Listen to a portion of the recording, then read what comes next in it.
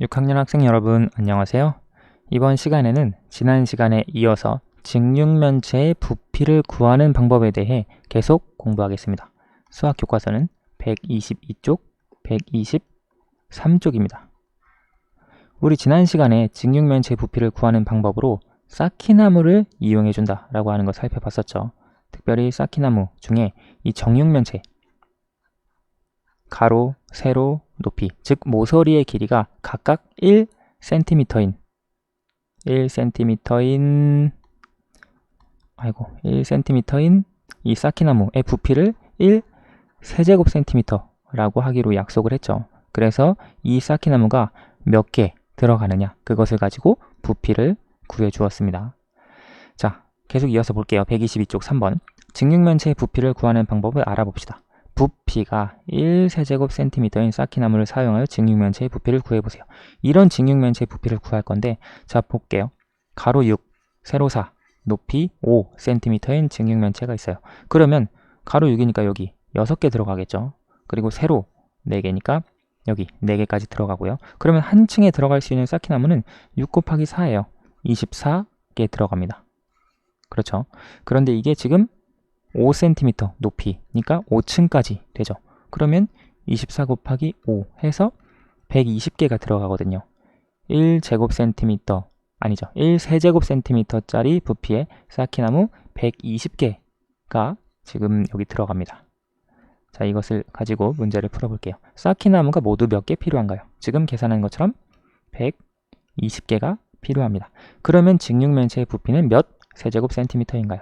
우리 1세제곱센티미터가 120개이니까 직육면체의 부피는 120세제곱센티미터다 라고 할 수 있죠. 직육면체의 부피를 어떻게 구할 수 있나요? 우리가 아까 부피 구할 때 물론 쌓기나무의 개수를 세면 됩니다. 근데 지난 시간에도 살펴봤지만 쌓기나무의 개수를 세는 가장 간편한 방법은 쌓기나무의 가로 개수, 세로 개수, 높이 개수를 곱해주는 거예요. 여기 가로에 6개, 세로에 4개, 높이에 5개이니까 6 곱하기 4 곱하기 5 하면 120이 되거든요. 따라서 직육면체의 부피는 어떻게 구하냐면 여기 이 6, 4, 5는 뭐냐면 사실 가로의 길이, 세로의 길이, 높이. 그렇죠. 그래서 직육면체의 부피는 주어진 직육면체의 가로 있죠. 그리고 세로 있죠. 그리고 높이를 곱해주면 됩니다. 그러면 직육면체의 부피를 구할 수 있어요. 왜 이렇게 되는지는 지금 쌓기나무를 통해서 살펴봤죠. 직육면체의 부피를 구하는 방법을 써보세요. 자, 이와 같은 직육면체가 있다고 해봅시다. 가로 곱하기 세로 곱하기 높이 하면 이 직육면체의 부피가 나오는 거예요. 왜냐면 지금 여기에 쌓기나무 계속 쌓아지겠죠. 그 다음에 여기에도 쌓아지죠. 그 다음에 여기에도 쌓아지는데 쌓기나무의 개수를 세는 가장 간편한 방법이 가로에 몇 개 들어가고 세로에 몇 개 들어가고 높이에 몇 개 들어가는지 그렇게 세는 거니까 실제 가로, 세로, 높이를 곱해주면 되는 겁니다. 물론 이때 다 센티미터가 단위가 되어야겠죠. 그래서 직육면체의 부피는 가로 곱하기 세로 곱하기 높이라고 할 수 있습니다. 그런데 우리가 가로 곱하기 세로는 여기 아래 직사각형이죠. 직사각형의 가로 곱하기 세로가 직사각형의 넓이죠. 그래서 밑면의 넓이라고 할 수 있고요. 결국 직육면체의 부피는 밑면의 넓이 곱하기 높이라고 할 수 있습니다. 그렇죠. 원래 가로 곱하기 세로 곱하기 높이인데 이거 두 개를 묶어서 그냥 밑면의 넓이라 라고 써준 거예요. 지금 빨간색 직사각형의 경우에도 가로 곱하기 세로 밑면의 넓이 구하고요. 여기에다가 높이를 곱해주면 부피가 나오죠. 파란색에서도 마찬가지. 가로, 세로 곱해서 밑면의 넓이 구하고 그 다음에 높이를 곱해주면 이 파란색 직육면체의 부피가 나오게 되겠습니다. 123쪽으로 넘어가 볼게요. 정육면체의 부피를 구하는 방법을 알아봅시다. 정육면체, 직육면체랑 비슷할 것 같은데 한번 볼게요. 직육면체의 부피를 구하는 방법을 이용하여 정육면체의 부피를 구해보세요. 가로, 세로를 모르는데 부피를 구할 수 있을지. 그런데 정육면체의 특징 우리가 알죠. 정육면체는 모든 모서리의 길이가 같습니다. 따라서 이게 높이, 그리고 이게 세로, 이게 가로, 다 센티미터. 그렇죠. 왜냐면 모든 모서리의 길이가 같으니까요. 그래서 가로, 세로를 모르는 것처럼 보이지만 실제로는 알고 있어요. 왜냐면 정육면체이기 때문에. 높이, 가로, 세로 모든 모서리의 길이가 같은 거예요.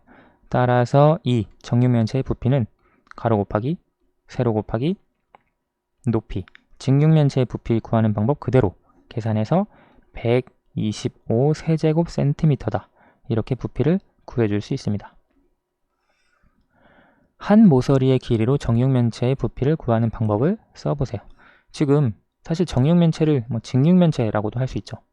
여기서 보면 이 정육면체의 부피를 구하는 방법은 가로 곱하기 세로 곱하기 높이예요. 그런데 직육면체에서는 가로 곱하기 세로 곱하기 높이, 가로, 세로, 높이가 길이가 같을 때도 있고 다를 때도 있겠죠. 그런데 정육면체의 경우에는 모든 모서리의 길이가 같기 때문에 여기 가로의 길이, 세로의 길이, 그리고 높이가 다 똑같습니다. 한 모서리의 길이로. 따라서 정육면체의 부피는 가로 대신 한 모서리의 길이라고 쓸 수 있고요. 세로 대신 한 모서리의 길이라고 쓸 수 있어요. 그리고 높이 대신 또 한 모서리의 길이라고 쓸 수 있죠. 그래서 정육면체의 부피는 사실 한 모서리의 길이를 3번 곱하면 부피가 나오는 거예요. 직육면체의 부피보다 더 쉽죠. 물론 구하는 방법은 직육면체의 부피 구하는 방법으로부터 나왔다 라고 할 수 있습니다.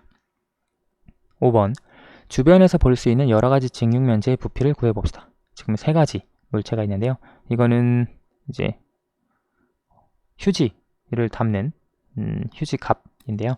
여기에 보면 가로 15, 세로 15, 그리고 높이 15. 지금 이건 정육면체네요. 15 곱하기 15 곱하기 15로 계산해 줄 수 있죠. 15 곱하기 15 계산하면 225죠.